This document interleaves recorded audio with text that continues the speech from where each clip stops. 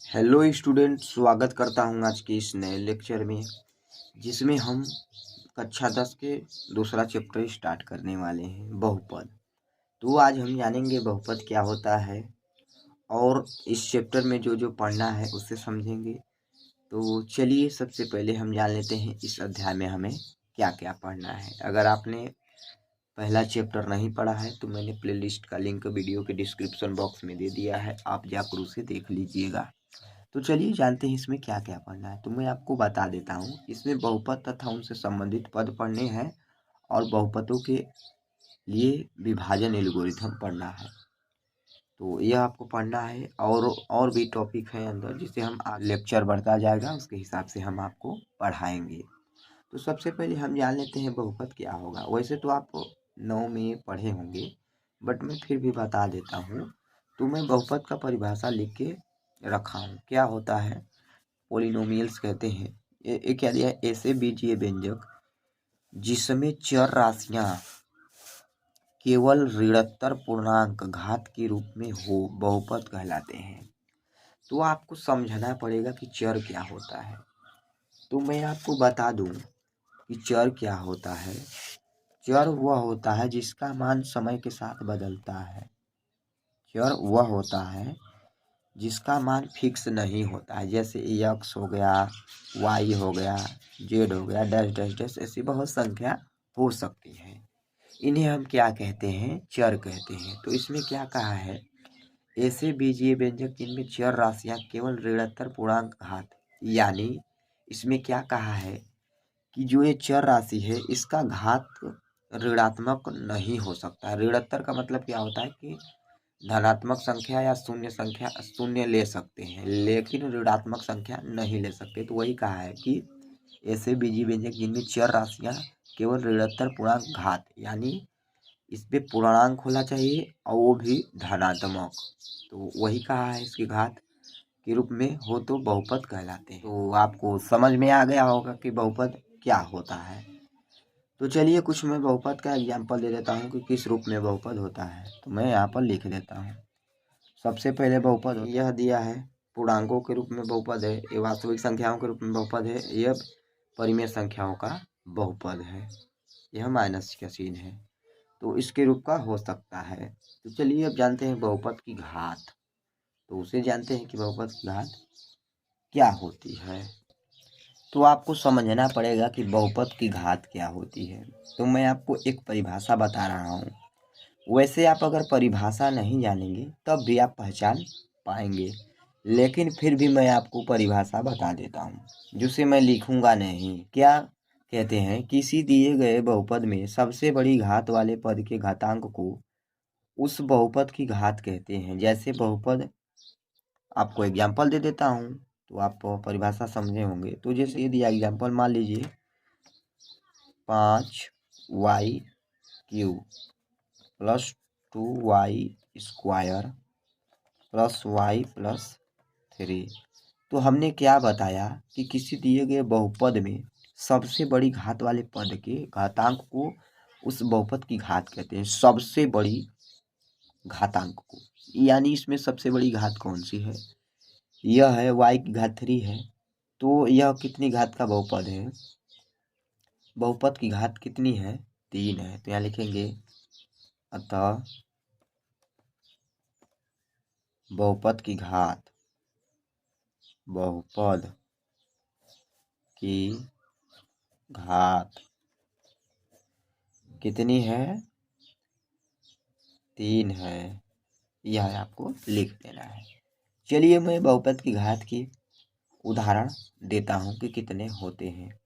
अगर मैं एक और कंसेप्ट बताना भूल गया कि आप बहुत कंफ्यूज होते होंगे कि बहुपद और समीकरण में क्या अंतर है। तो मान लीजिए कि ये दिया है 3x + 5, ये इसे अगर हम कहेंगे तो यह बहुपद है, अगर 0 लगा देंगे तो यह समीकरण हो जाएगा। तो आपको टेंशन लेने की ज़रूरत नहीं है। इस समय यह क्या है, समीकरण है। अगर ये प्लस का चिन्ह हटा देंगे, 0 फिरो, अगर हम बराबर का चिन्ह हटा देंगे तो ये बहुपद बन जाएगा। तो इसमें कोई ज़्यादा डिफरेंस नहीं है। तो चलिए अब हम कुछ एग्जाम्पल लेते हैं। तो मैं आपको बता दूं कि इसकी 0 घात है।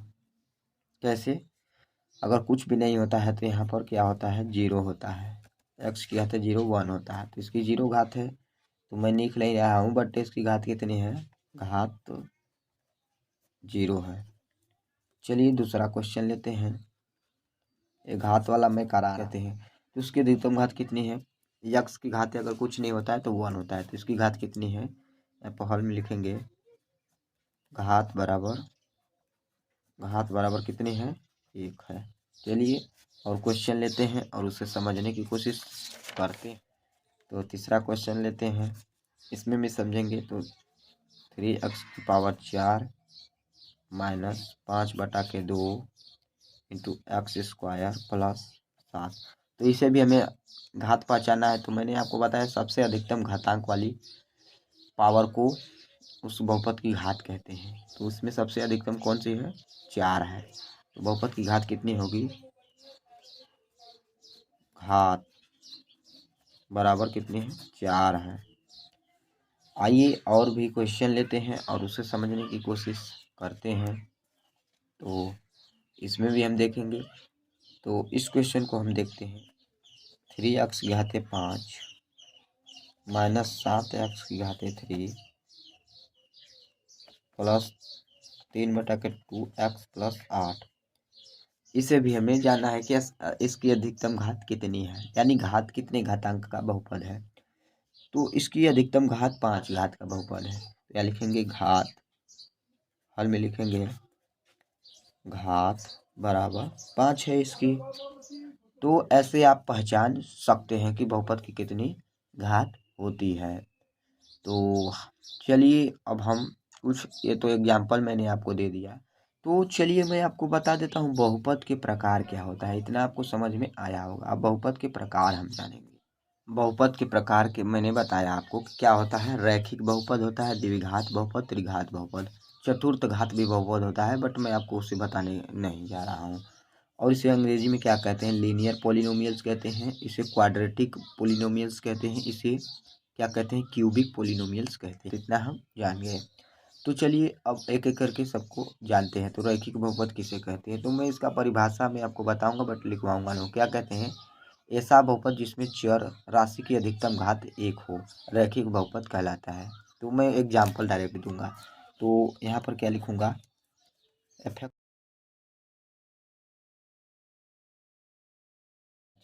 इसकी अधिकतम घात कितनी है, 1 है। तो मैं आपको एक और चीज़ बताना भूल गया। क्या, मैं आपको अभी बता देता हूँ कि बहुपद का फलन के रूप में कैसा होता है। तो बहुपद को अगर फलन के रूप में लिखेंगे तो px बराबर a0 plus a1 into x plus a2 into x² plus dash dash dash an into x⁵n इसके रूप का होता है। जहाँ a0 plus a1 plus a2 ये सब क्या होता है, वास्तविक संख्या होती है। और ये तो मैंने बताया है कि चर होता है x। और अचर के बारे में भी आपको पता होना चाहिए। अचर क्या होता है, जो उसका मान निश्चित रहता है। 5, 7, 6 डैश डैश ऐसे बहुत संख्या है जो इसका मान निश्चित होता है। तो इसे मैं बताना भूल गया था। तो चलिए अब कॉन्सेप्ट की ओर आते हैं। तो इसे रैखिक बहुपद कहते हैं। कैसे, जिसका अधिकतम घात 1 हो। और भी संख्या होता है, तो मैं एग्जाम्पल कराऊंगा तो आपको बताऊंगा।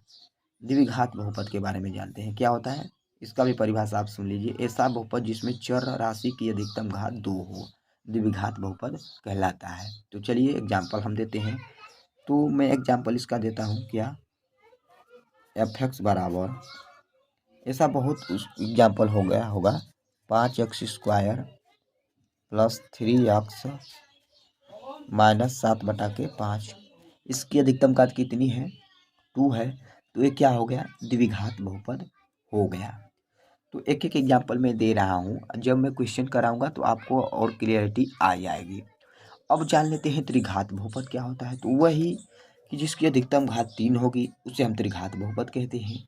तो चलिए मैं इसका भी एग्जाम्पल दे देता हूँ। तो इसका एग्जाम्पल भी आप लिख लीजिए, 8x इंटू क्यू, 8x⁵ ये भी क्या है, त्रिघात बहुपद है। आप पूछेंगे कि इसमें पद क्या आ गए, तो उससे कोई दिक्कत नहीं है। आप चाहें तो उसे बनाकर भी लिख सकते हैं 0 लगा करके।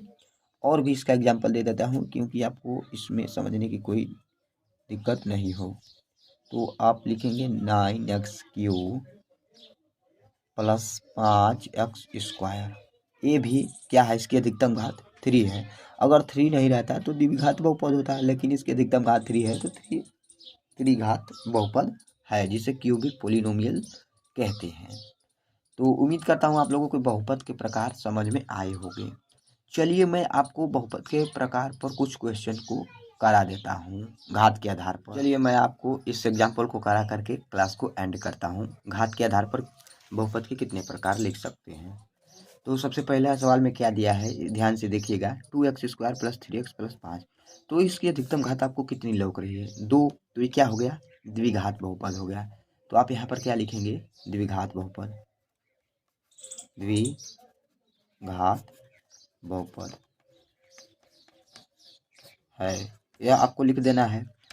चलिए मैं इसे बताता हूँ। तो इसमें क्या दिया है, 3 इंटू वाई की घाते 3 माइनस 5 इंटू वाई की घाते 2 प्लस 6y प्लस 0।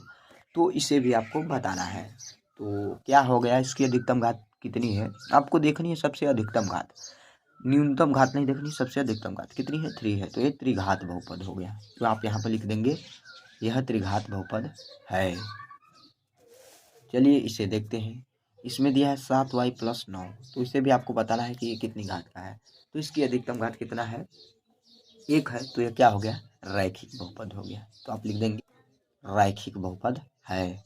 चलिए इसे देखते हैं। इसमें दिया है 3 plus 4j plus 8 into Z की घाते 4। तो इसकी अधिकतम घात कितनी है। हालांकि मैंने आपको चतुर्थ घात के बारे में बताया नहीं, बट मैं आपको बता देता हूँ।